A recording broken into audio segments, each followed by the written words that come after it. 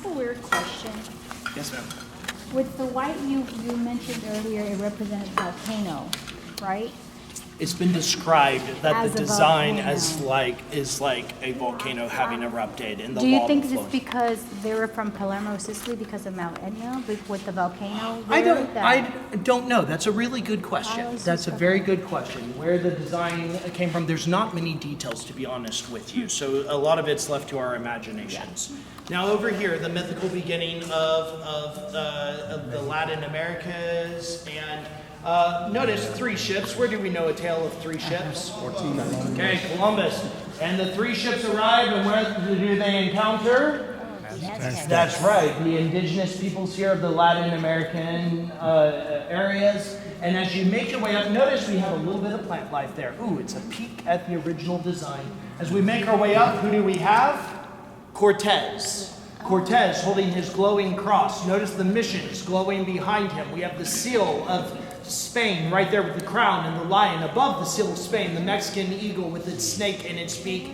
And we have a fantastic sombrero. Oh, this room will see many a great sombrero. And above it, a fandango taking place as the music is playing and the people are dancing.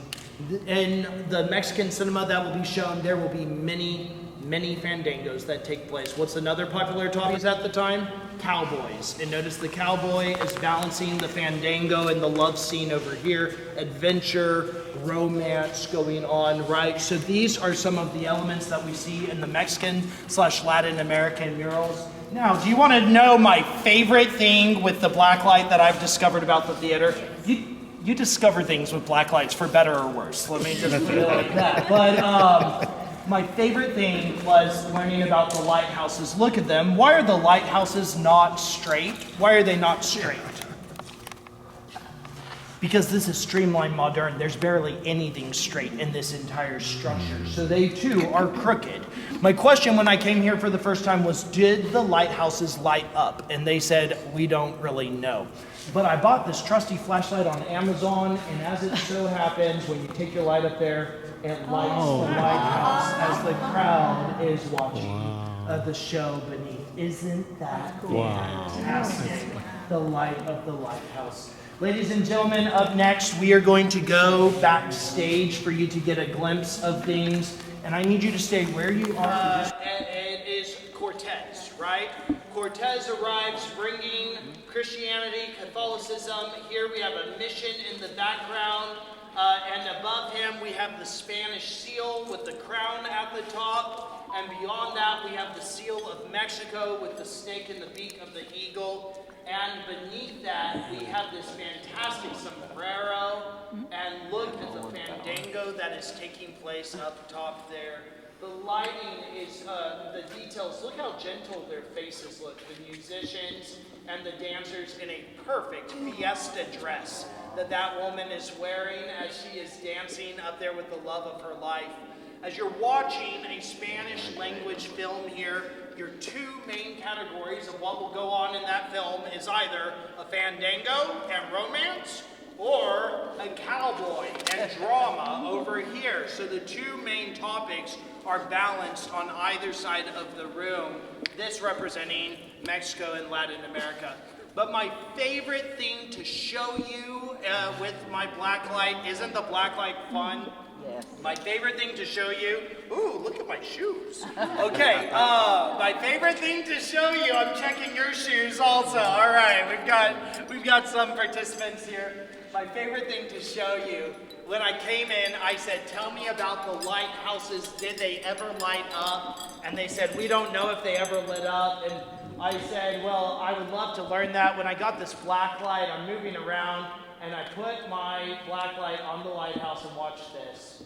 The light comes to life. The fire burns as the show is going on. Isn't that fantastic? So ladies and gentlemen, what a majestic space that was created for all those coming here to the Alameda Theater. Now, you guys, inside, a cake inside it? Yeah, it does look like a nice cake stand. As you look here, you can see some of the original materials that would have been filling this entire space, this lush curtain that you would have been looking at. We still have a bit of the original materials kind of ruined here, hanging down, saying hello, how are you? All right, ladies and gentlemen, up next we are going to have a seat, and so if you would like to have a seat, please come here and sit down. And I want to, as you're finding your seats, let you know that we had so many performers that performed here at the Alameda Theater who were really well known, fantastic personalities who stood on that stage. And I've got some photos that I wanted to show you. The first well-known performer is this guy here. This is Jorge Negrete, right? And what a handsome character he must have been to see in person. Does anyone recognize this woman here? Who is this? Maria Felix, exactly. She also performed here at the Alameda Theater. This woman here, anyone? Lola Beltran, very good. Ooh, we're doing well here. We've got this guy. Who is he? Miguel Aceves. It is Vicente Fernandez. Yeah, very, very good. And lastly, this guy here, Pedro Infante. Now, Pedro Infante, I wanted to talk to you about him for just a moment. Pedro Infante was born in, I don't have my notes in front of me, and I'm going to get in trouble. He was born in Mazatlan, Sinaloa. And from a young age, he loved music. He wanted a guitar, but he was the third born of 15 kids in his family. Are any of y'all from big families? 15 kids, big family, big family. So listen to me. His family could not afford a guitar, and he instead took a job in a carpentry shop so he could learn how to build himself a guitar. He learned percussion, woodwind, strings. He was excellent as a musician, a great singer. At the age of 21, his wife tells him, "You go to Mexico City and you audition to become a radio musician." So he goes, he auditions, and the nerves get the better of him, and he completely botches his audition. They turn him away, he goes home, and his wife says, "Oh no, you are going back to Mexico City and auditioning again. Don't you think you are done?" And he does, and he is given a job as a radio musician there in Mexico City. And the result of that is he becomes a huge star in the Spanish language world. He had 60 films that he was in and 350 Spanish language hits. He made a lot of money, and he started a very expensive hobby, and that was aviation. So when he is 30 years old in 1947, he had his first plane crash. We all remember our first plane crash, right? It's a coming of age, rite of passage, right? Coming of age tale. He has his first plane crash in 1947. He's okay, things are all right. Fast forward, 1950, he has a second plane crash. This time, he has an injury to his head, and they have to put a metal plate in his head as part of his recovery. That was 1950. 1955, he is standing on the stage of the Alameda Theater singing.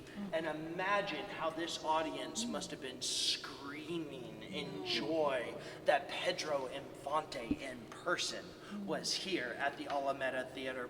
That was 1950, and before he came out on stage, there was a 16-year-old accordion player that was opening for Pedro Infante, and his name was Flaco Jimenez. That's right. Flaco opened for Pedro Infante in 1955.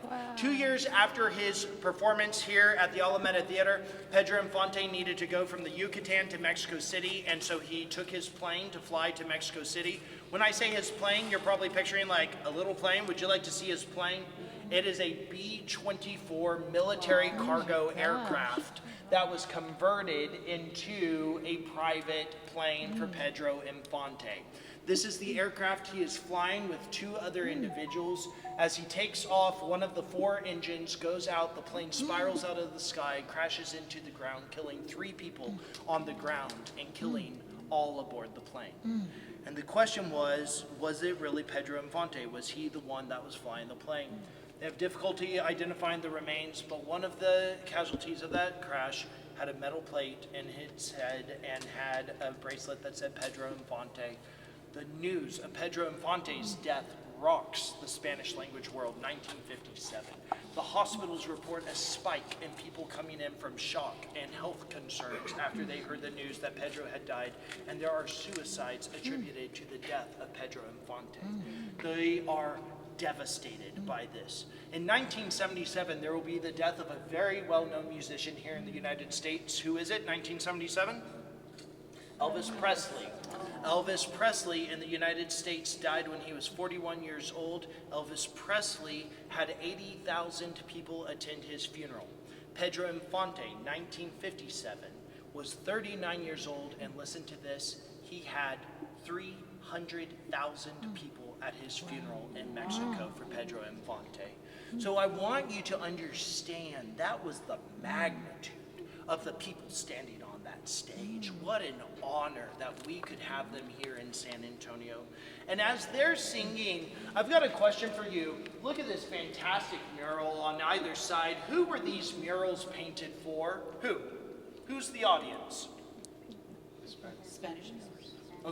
Okay. Spaniards. The Spaniards, the Mexican Americans of San Antonio, it's the audience, right? Yes. Sitting here. And notice these words, confluence of civilizations. Over here, Mexico, Latin America. Over there, Texas and America. And where is the intersection of these two worlds?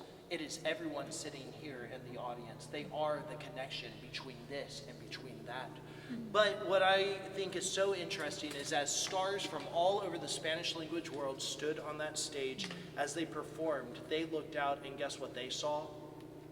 They saw those same murals that the audience is saying. And the stars from the Spanish language world say, there is something different about San Antonio. There is something different about these people who are here in the audience tonight. What a city. And so it is a diplomatic message almost that the stars from all around the Spanish language world would get to see.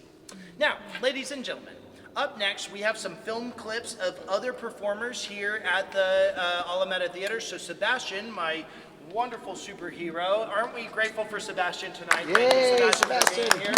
Sebastian is going to grab some popcorn and some water to offer it to you all, and I am going to set up